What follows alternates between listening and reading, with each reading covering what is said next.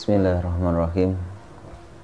Assalamualaikum warahmatullahi wabarakatuh. Alhamdulillah. Alhamdulillahilladzi hadana lihada wa ma kunna linahtadiya laula an hadana Allah. Asyhadu an la ilaha illallah wahdahu la syarika lah wa asyhadu anna Muhammadan abduhu wa rasuluh la nabiyya ba'da. Alhamdulillah, para santri semuanya, dengan rasa syukur kita dipertemukan Allah kembali, yaitu melalui jaringan media sosial. Semoga dengan pertemuan ini, walaupun kita belum pernah berjumpa fisik, setidaknya kita pernah menimba ilmu bersama. Semoga kelak kita dikumpulkan oleh Allah di surganya nanti dengan kesusahan kita dalam belajar menuntut ilmu. Salawat serta salam marilah selalu kita agungkan dan kita ucapkan atas limpahan kepada Rasulullah Sallallahu Alaihi Wasallam, Nabi terakhir, Nabi membawa risalah kebenaran, yaitu Nabi Muhammad Sallallahu Alaihi Wasallam. Baik, santriwan dan santriwati yang dirahmati Allah Subhanahu wa taala. Kemarin dalam bahasan pertemuan terakhir, saya ingat Ustadz ya, kita membahas tentang sedikit bagaimana dakwah Rasulullah dilakukan dengan secara terbuka. Ya. Dakwah terbuka ini sangat berat tantangannya bagi Rasulullah SAW. Bagaimana banyak cacian, makian ataupun rintangan yang datang silih berganti, ya, mencoba begitu berat yang dirasakan Rasulullah SAW. Kita dengan belajar ini berharap kita punya semangat yang lebih dalam mengemban amanat Islam, amanat menebarkan syariat Islam dengan cara yang benar yang telah diusahakan oleh Nabi kita, Nabi Muhammad Sallallahu Alaihi Wasallam. Ada cerita kisah lain, yaitu saat bagaimana Rasulullah sudah gencar-gencarnya dakwah terbuka karena sudah pemerintah dakwah terbuka. Begitu juga kaum Quraisy yang tidak henti-hentinya bagaimana mereka juga mau menghentikan bagaimana Rasulullah mengembangkan agama yang menurut mereka adalah agama yang mengganggu keberadaan Bani Quraisy, di mana saat itu dikuasai oleh pamannya sendiri, siapa? Abu Jahal, yaitu saudara dari bapaknya. Ya, bagaimana teror sedemikian rupa seorang paman yang tidak pernah mendukung keponakannya untuk menjadi nabi terakhir yang dipercaya dalam kitab-kitab sebelumnya, yaitu kitab Taurat dan Injil. Bahwasanya kedatangan yang telah kita baca, yang pernah kita pelajari kemarin, di mana justru yang mengakui kenabian Rasulullah adalah seorang Nasoroh, yaitu pendeta. Ya, bahkan pertama kali yang mengerti itu adalah orang-orang yang mempelajari Alkitab itu dengan cara yang benar. Ya, baik santriwan dan santriwati, dari berbagai dakwah terbuka yang dilakukan Rasulullah, satu kisah yaitu bagaimana ada kisah seorang paman Abu Jahal atau penguasa-penguasa Quraisy saat itu mengadakan perundingan kepada pamannya yang memelihara, yang mengasuh Rasulullah, siapa? Abu Thalib. Ya, mengajak pembicaraan, pembesar-pembesar Quraisy mengajak pembicaraan dengan Abu Thalib. Wahai Abu Thalib, keponakanmu itu sungguh telah mencaci Tuhan-Tuhan nenek moyang kami, ya, mencela agama kita, bahkan engkau juga tidak sependapat dengan dia. Tapi dengan kelembutan hati Abu Thalib dia tetap memberikan peluang kepada keponakannya itu, tapi sekaligus dia juga tidak pernah mengimani bagaimana kenabian Rasulullah SAW. Ya. Akhirnya setelah kegagalan mereka membujuk Abu Thalib sebagai paman yang terdekat, nah, karena kalau Abu Jahal jelas-jelas juga paman yang sangat memusuhi, bahkan jelas kita di dalam kitab Al-Quran Al-Ahzab.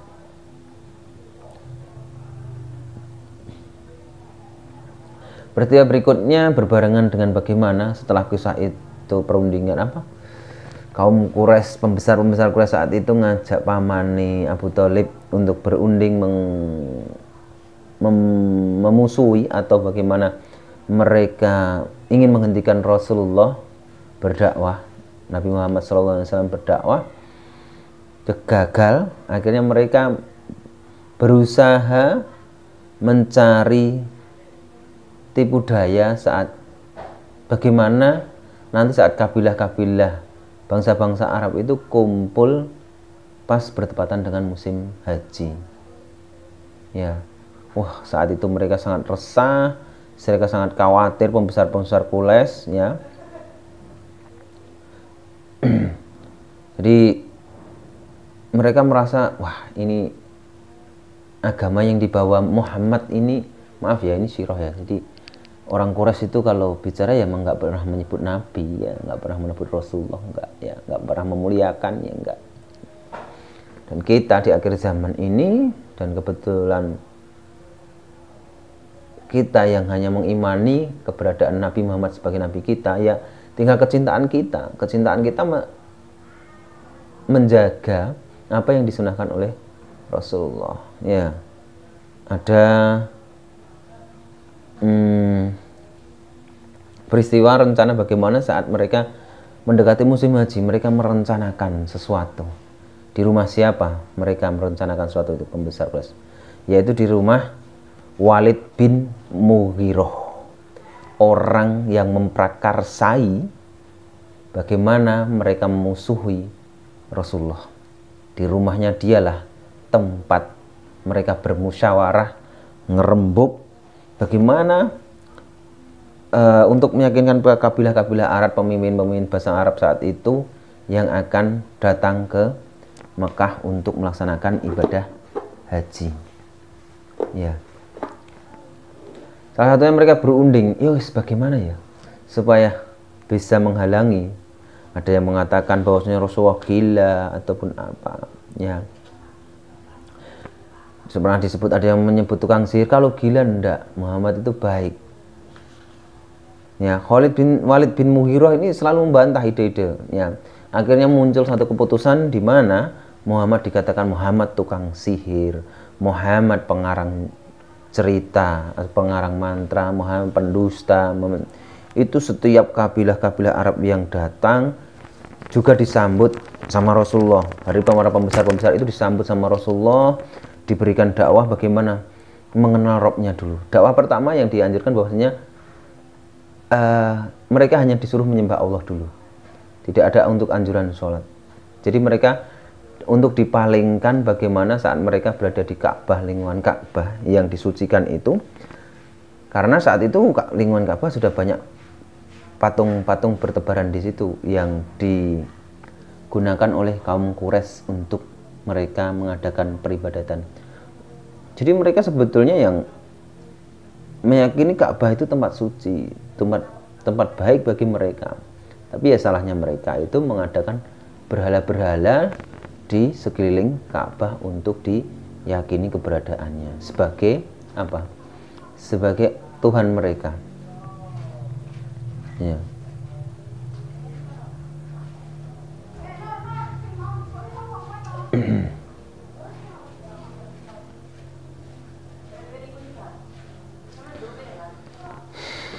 Itu yang dikatakan oleh pembesar-pembesar berserta pamannya yang paling benci dengan Rasulullah, yaitu Abu Lahab.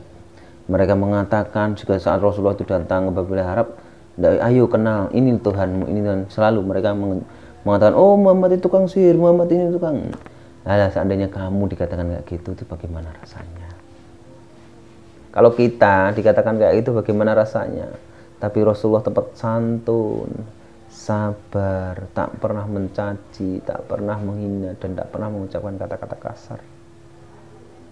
Ya, inilah yang membuat seluruh manusia bumi tak bisa menyamakan dirinya, kesabaran mereka menyandingi kesabaran Rasulullah SAW. Kemauan dan apa yang diinginkan Rasulullah, semuanya penduduk bumi tidak ada yang bisa. Ya,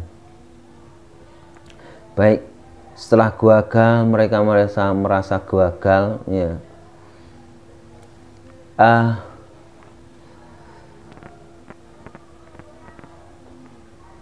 Merasa gagal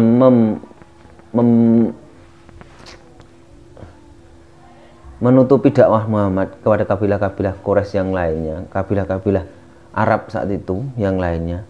Bangsa Quraisy ini, suku Quraisy yang pembesar-pembesar ini merencanakan lain lagi. Yang paling kejam adalah pamannya itu tadi, ya. Sampai pamannya menyuruh anak-anaknya, ya, itu untuk menceraikan anak-anak Rasulullah, yaitu siapa? Ummu Kulsum dan Ruqayyah. Jadi bagaimana besar dan dahsyatnya cobaan yang diterima oleh Rasulullah saat itu berdakwah. Cobaan, ancaman, silih berganti, ya. Kalau dakwah awal terbuka itu tantangannya pokoknya Muhammad dihinakan, bagaimana Muhammad itu digembosi untuk dia tidak menyebarkan agama yang dibawanya. Ya, karena keberadaan kaum Quraisy saat itu hanya khawatir bagaimana saat nanti agama nenek moyang mereka tenggelam oleh keberadaan agama atau keyakinan, kepercayaan yang dibawa Muhammad. Padahal apa yang dibawa Muhammad adalah kepercayaan yang benar dan membantah atau menyempurnakan kitab yang mereka pegang sebelumnya, yaitu kitab Taurat dan Injil. Ya, tidak berhenti di situ. Mereka kaum Quraisy juga tidak pernah menyerah, pokoknya semua gagal dilakukan sampai diceraikan anak-anaknya, ditelantarkan, diceraikan sama suaminya. Tapi Nabi Muhammad tidak pernah marah, tidak pernah mencaci. No. Walaupun salah satu dari anaknya tadi, Ruqayyah, diperisti oleh Utsman bin Affan. Ya.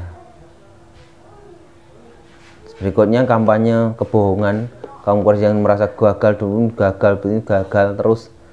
Jadi mereka merencanakan terus bagaimana supaya Nabi Muhammad juga. Di sini kita bisa ngambil dari surat Al-Anbiya ayat 5. Bahkan mereka berkata pula, Al-Quran itu adalah mimpi-mimpi yang kacau atau hasil rekayasa Muhammad. Bahkan dia sendiri seorang penyair, maka hendaklah dia mendatangkan kepada kita suatu mukjizat sebagaimana rasul-rasul terdahulu. Jadi ditulis dalam Al-Quran. Bagaimana tipu daya orang Quraisy itu diabadikan dalam Quran.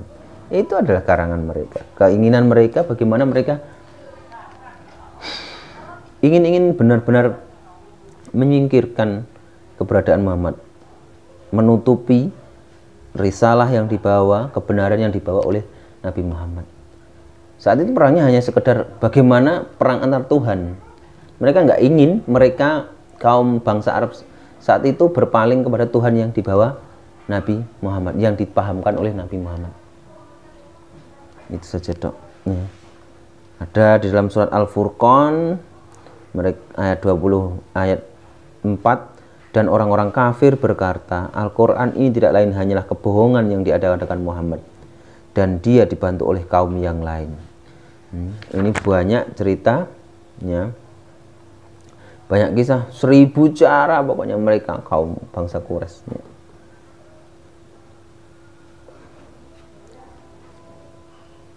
Terus ada kisah lagi yang lainnya, bagaimana berat. Kenapa Ustadz ingin menceritakan di sini, kita belajar bagaimana beratnya membaca, biar kita itu paham, kita mencintai Rasul. Ya Allah, Rasulullah itu sudah sangat berat memikirkan umat ini. dianiaya, dizolimi sedemikian rupa. Adakah di antara kita yang bisa menangis memikirkan itu? Ya. Ada satu kisah lagi, yaitu rumah Rasulullah dikasih kotoran dan duri. Bagaimana saat antum ya punya rumah, depan rumahmu dikasih kotoran dan duri, rasanya seperti apa? Putus asa pasti kita kalau berdakwah. Ya Allah, aku sudah terancam, mati aku. Gak wani aku dakwah lagi. Kita itu sangat jauh ya.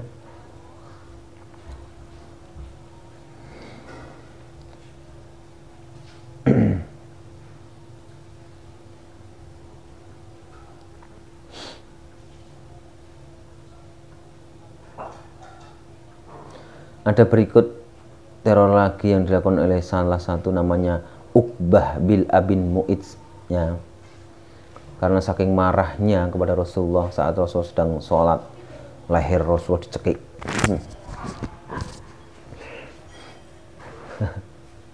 Dicekik kayak gini kita ya, sudahlah besok saya tidak berangkat. Aku tidak berangkat lagi belajar di Pontren. Aku tidak berangkat belajar lagi lah untuk menang kebaikan. Itu yang kita lakukan saat ini kalau kita mendapat ancaman kayak gitu. Tapi Rasulullah tidak. Ya. Ini gambaran buat kita biar kita itu tahu bagaimana terornya setelah anaknya. Pertama tadi apa? Dakwah yang baik dari keluarga. Keluarga saat ngumpul keluarganya sendiri, Abu Jahal ya. Ngumpul ada pertemuan keluarga dari Bani Hasim ya. Abu Jahal, Muhammad itu gini ya, Muhammad itu begini ya. Tidak ada capeknya Abu Jahal. Ditambah istrinya apalagi. Ya.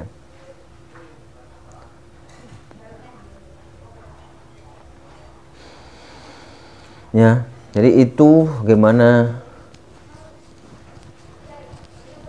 saat dicekik itu benar-benar cekik benar dicekik ini sampai tidak bisa bernapas. Sekarang kamu gini, ya kamu pikirkan. Ya, begitu berat. Ini yang teror fisik yang didapatkan oleh Rasulullah. Ya, jadi sudah mulai awalnya teror tentang hanya beberapa bulan ini karena mereka tidak bisa, akhirnya teror fisik. Ya. Teror fisik sampai berikutnya akan ada yaitu teror pembunuhan. Ya itu tadi kotoran manusia ditaruh bahkan dilempari dengan batu, dilempari dengan kotoran sampai Rasulullah kangen. Ada kisah kan seorang Quraisy yang selalu melempari Rasulullah. Kemudian saat kok Rasulullah kangen. Kalau kita ya sudah ya. Kita tiap hari nang masjid, ke masjid dilempari kotoran, alhamdulillah gak dilempari lagi. Gitu kalau kita. Iya. Kalau Rasulullah kan enggak. Kenapa sih fulan? Gak ada yang lempari, kangen saya, rindu saya dengan gak dilempari. Akhirnya dicari di rumahnya, di silaturahmi. Kenapa antum tidak lempari? Sakit. Justru orang pertama kali yang menjenguk dia adalah Rasulullah yang selalu dihina. Akhirnya dia masuk Islam. Ini keteladanan. Di sini letak yang kita ambil, yaitu kesabaran. Bagaimana Rasulullah selalu bersabar, bertubi-tubi mendapatkan cobaan setelah perintah dakwah terbuka oleh yang diperintahkan oleh Allah. Sudah ini saatnya. Jadi Rasulullah sudah siap, madep, mantap menjalankan dakwah ini. Tidak peduli nyawa ini melayang. Ada kisah tahu kemarin kalian yang masih main media sosial. Bagaimana seorang pemuda CES-nya yang seusia 18 tahun rela mengeluarkan dirinya. Nyawanya sudah tidak hilang rasa takutnya dengan manusia. Saat Rasulullah dihinakan, akulah terdepan. Pemuda-pemuda yang kayak gitu yang diambil. Jadi belalah agamamu. Belalah Rasulullah. Belalah Allah sekuat tenaga antum. Jangan pernah loyo, jangan pernah hanya termakan dengan buayan kemajuan teknologi, jangan. Di saat Rasulullah dihinakan, pasang bendera, siap saya angkat untuk membela, bahkan nyawa pun akan aku korbankan. Itu kan yang dilakukan oleh seorang pemuda Chechnya kemarin atas hinaan bagaimana seorang guru yang berada di Perancis. Itu bertepatan dengan apa kemarin? Maulid Nabi kita Muhammad Sallallahu Alaihi Wasallam. Bertepatan dengan Maulid, bagaimana kita ditunjukkan di belahan negeri ini masih ada orang-orang di akhir zaman yang akan dikirim oleh Allah sebagai tentara-tentara Allah. Jadi kalian jangan takut, tapi bersiaplah, cetaklah diri kalian untuk menjadi penjaga Rasulullah.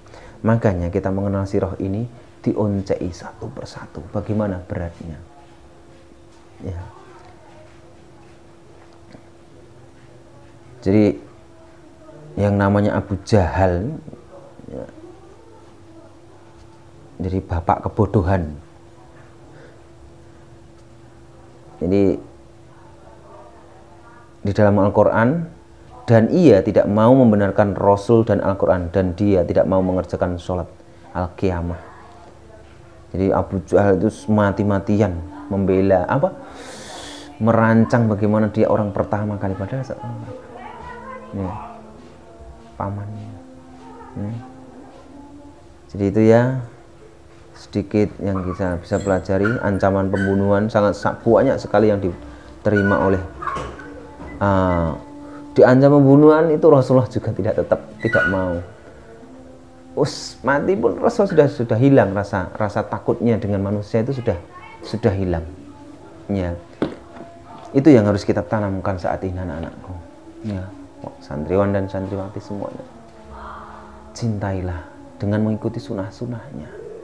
Jaga sholat berjamaah di masjid bagi anak laki-laki, jaga tilawah antum semuanya, rajin bersedekah, sambung silaturahmi, sambung silaturahim ibu bapakmu, ya, berbuat baik terus kepada manusia yang lain, tetap semangat, sabar selalu dalam menghadapi semua cobaan. Baik, mungkin itu untuk pertemuan kali ini. Mudah-mudahan ada manfaat, kita mengupas satu persatu bagaimana penderitaan Rasulullah.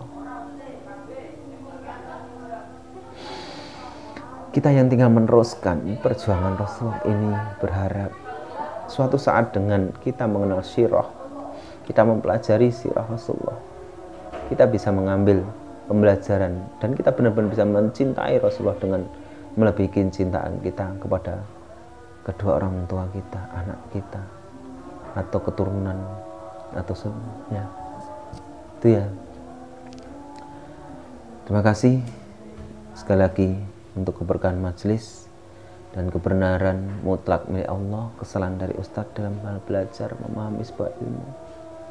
Ya, kita tutup majelis biar tambah barokah dan berkah dengan doa kifaratul majelis. Subhanakallahumma wa bihamdika asyhadu an la ilaha illa anta astaghfiruka wa atubu ilaik. Assalamualaikum warahmatullahi wabarakatuh.